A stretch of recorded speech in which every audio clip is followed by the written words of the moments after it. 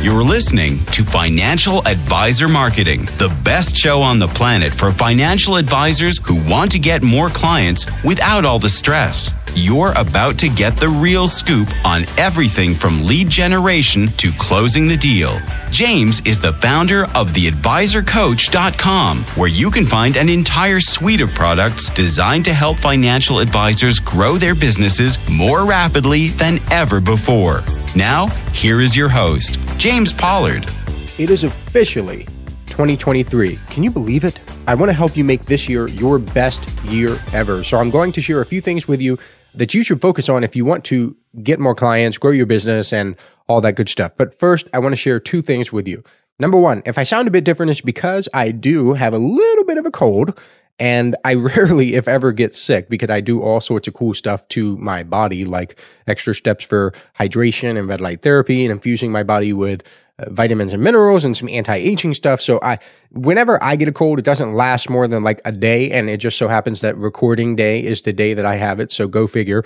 But ain't nothing going to stop the grind here. Number two, I want to share a moment of silence for all the financial advisors who missed out on the January Inner Circle newsletter issue, which shipped out yesterday. The past two newsletter issues had some awesome bonuses. The December issue had a bonus about delivering superior client experiences. The January issue, which shipped out yesterday, which would be January 1st, had a bonus about how financial advisors can conquer call reluctance. The bonuses alone, let me just tell you this. The bonuses alone are worth more than $99 per month, and I'm including those bonuses for free because I care about Inner Circle members and I want them to succeed. I literally brought in two people who are respective experts in their fields and had conversations with them about their areas of expertise.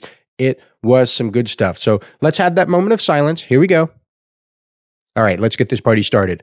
The first thing I want you to focus on in 2023 is improving your social media presence.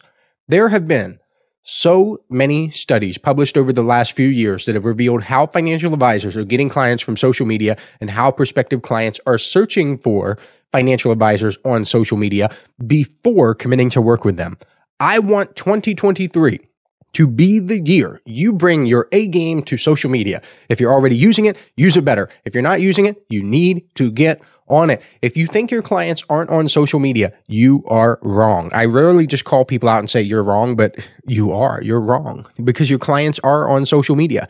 The key, I guess I should preface this. I know I'm going to get an email from somebody.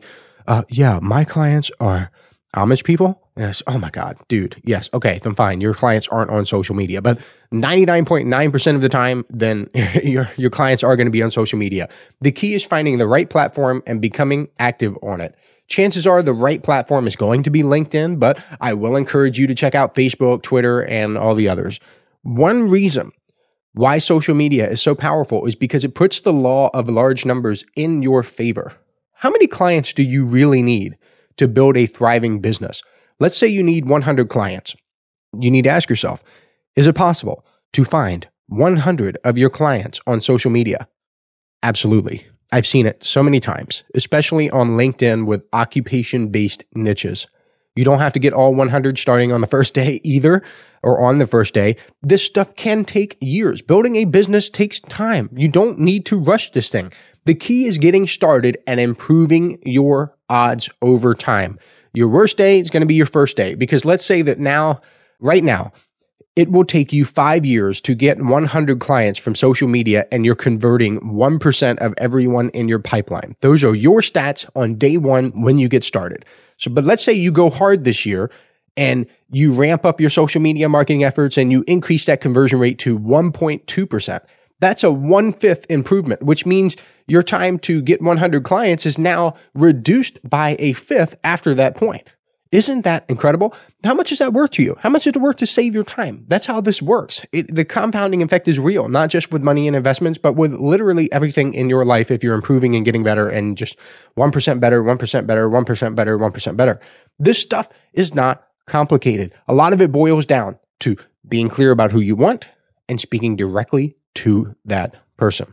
What's cool about this strategy is it doesn't require a large audience. In fact, I've seen many financial advisors with small social media followings, I'm talking less than 1,000, make more money than advisors with 10,000 plus followers. Well, you might be thinking, how is that possible? It's possible because the advisors with the small following, they have more right fits than advisors with the large followings. It's really that simple. If you have 1,000 people following you on LinkedIn, 900 of them could be right for you. If you just go hard with your targeting and your market to message match is on point, 900 of them could be right for you. Compare that to someone who has 10,000 followers who are all over the place with only 100 of them being good fits, because that person might do little LinkedIn pods and do like engage for engage or comment for comment or all these little dumb strategies that really don't add value to the end result. So there aren't people who are going to be clients. It's like if I'm targeting people who want to buy refrigerators and I just go out and connect with literally anyone with a pulse, it's not necessarily so that they're going to buy refrigerators. But if I go to a refrigerator search group or something, I'm just making this up. Of course, there's no refrigerator search group, but you get the idea. Now, here's something crazy. It's even better than that, because when you have a high percentage of people who are good fits for you, your social media feed, listen to me, this is important. Your social media feed becomes a source of power instead of a distraction, because you can log in and see exactly what all of your prospective clients on social media are thinking and doing. This can give you inspiration for your marketing materials. It can provide a way for you to interact with them, to start a conversation, because social media should lead to conversations. If it doesn't, you're doing something wrong.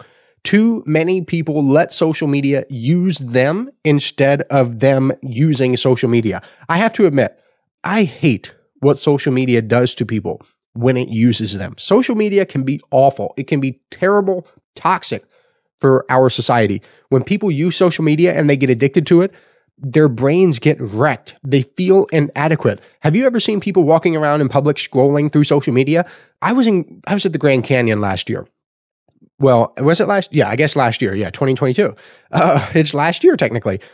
And the Grand Canyon is one of the most beautiful places in the entire world, just full of majestic beauty. And people were still stuck on their phones, seeing what other people were doing. It's insane. If you're from Brooklyn, New York, okay, and you go to the Grand Canyon and you're just seeing what all your little buddies in Brooklyn are doing, that's dumb. Like, that is dumb. You're missing out on the beauty in front of you, the majestic, the wonder right in front of your eyes for something like what your friend Joe had for lunch, okay? Joe's pizza is not that important, okay? If I didn't use social media for business, I wouldn't have it. But the way I use social media is by staying on top of what financial advisors are doing. In many ways, it is the best market research tool ever made. I can log in and see what financial advisors are doing. Is there a major industry change? Well, I'll know about it. Are financial advisors frustrated because of certain client problems? I'll know about it, because I've refined my social media feed to show me financial advisors. I don't have a bunch of other junk on there and other people, and I want you to do the same. I want you to refine your social media feed to people who can help you. Yes, this includes industry leaders. Yes, it includes prospective clients. Yes, it includes people you want to learn from.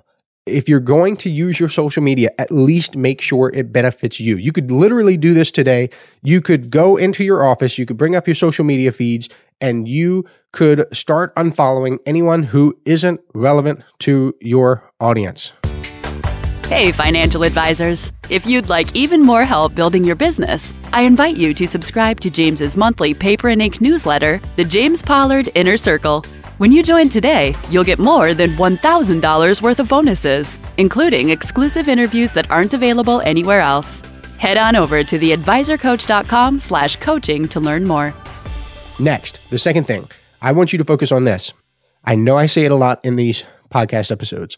I bring it up quite frequently because it works like you wouldn't believe, and that is email marketing.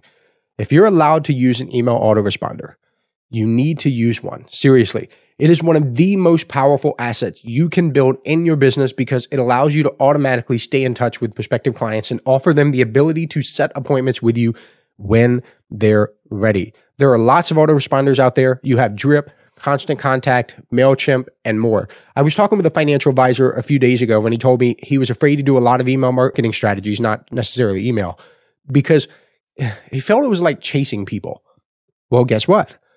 Email marketing solves that problem, because People are opting in to your list. They're raising their hands and saying they're interested. Hey, please send me more stuff. Please stay in touch with me. Please let me be a part of your world. That's what they're saying when they're opting in. You're not chasing them at all. People are free to come and go as they please. What's interesting to me is that typically people are lazy. There are some people out there who wouldn't even get off the couch if their house was on fire. I don't like that, but having an email autoresponder is like giving yourself permission to be lazy because the software is doing the work for you. The email sequence is talking to prospective clients. It's introducing you, your company, your services. It's answering questions. It's handling objections. You could be anywhere in the world doing anything you want, and the software will continue to work. Full disclosure, this is what I do.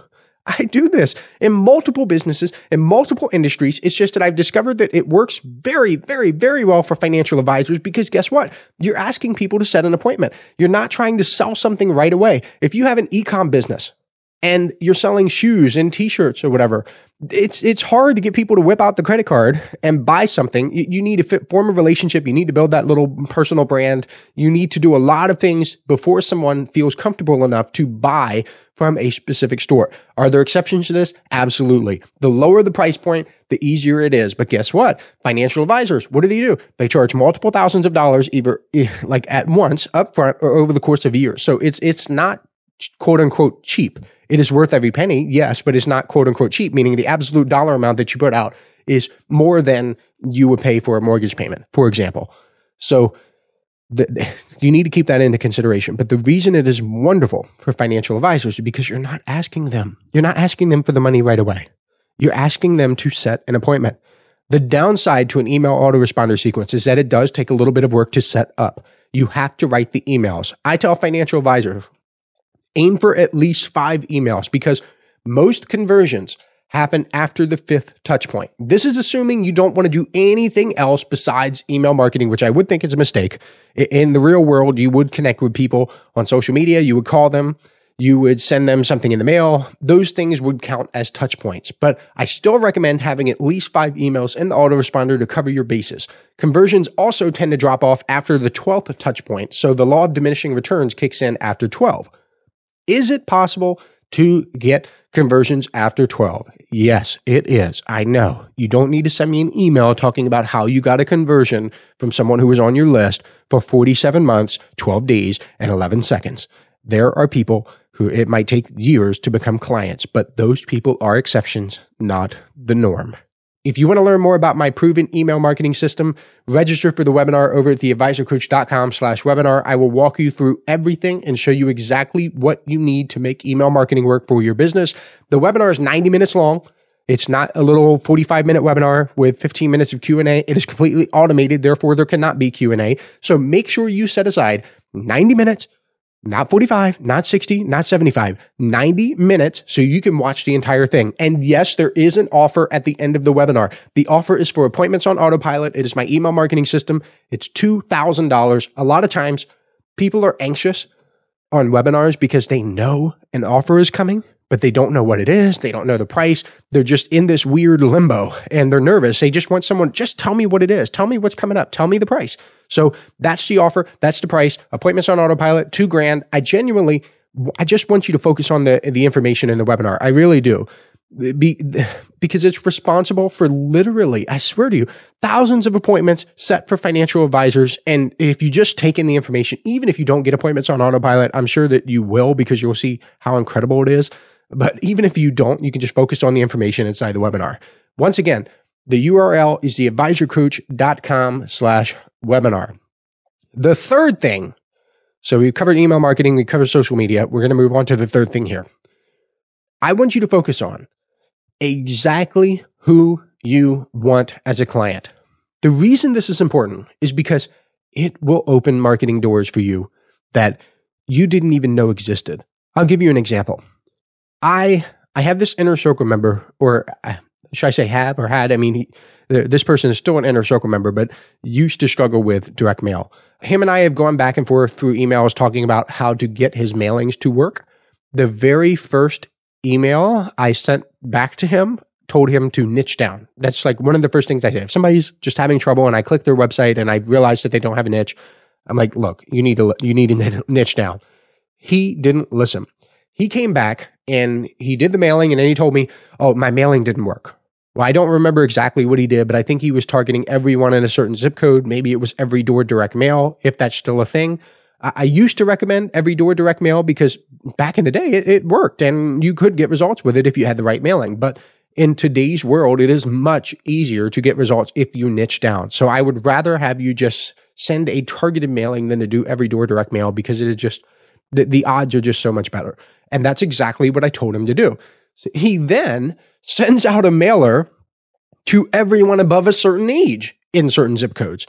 Well, that's a little better, but there isn't really a golden thread linking everyone together. There could be a 65-year-old single, vegetarian, liberal, and a 65-year-old married, carnivorous, conservative. That's kind of funny. A lot of alliteration here, carnivorous, conservative. Those are two very different people. You need some sort of thing linking them together. And one reason why I love occupational niches so much is because occupations serve as that golden thread. They link people together. I want you to imagine you're boarding a plane by yourself, which means you're going to have to sit next to a stranger. I know, strangers, ooh, scary. And the stranger who sits next to you is also a financial planner. How would that feel? Pretty good, right? Or at least I hope it would feel good. You would be like, no way, I'm a financial planner too. Where are you located? What's your specialty? You could talk shop the whole plane ride. That's the golden thread. You would probably stay in touch afterward. You would probably exchange numbers or emails or at least LinkedIn profiles. That is what happens. That's why it's important to have a niche. The same thing happens in alumni groups, with liking sports teams, having the same hobbies, belonging to whatever group you can think of. Someone sitting down next to you and saying, hi, I'm 65 years old, doesn't really have the same effect. The financial advisor finally took my advice and niched down. Hallelujah. Thank you. Thank you. Thank you. He finally niched down. Exactly what he did isn't important, but I will give you an example to give you a vision for this.